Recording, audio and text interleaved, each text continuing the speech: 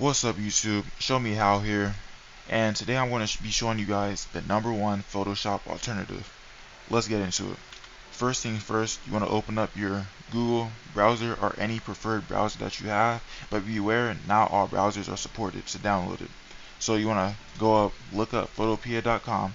I'll leave a link down below in the description, and from here you want to click more, and you want to click install Photopea.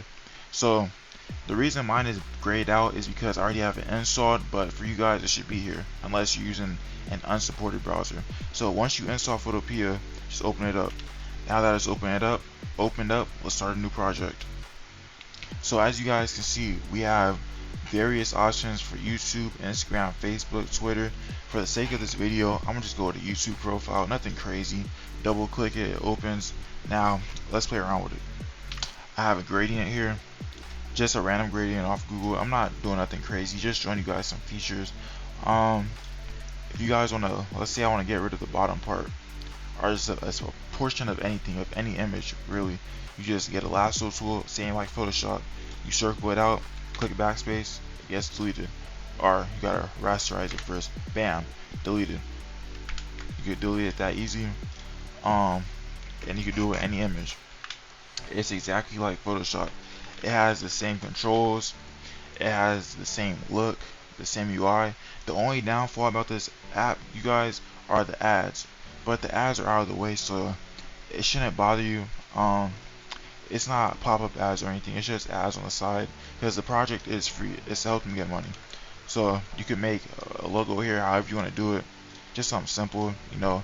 You could double click it, you could add a stroke to it, change the color to white. Now you have a stroke. You could add a outer glow.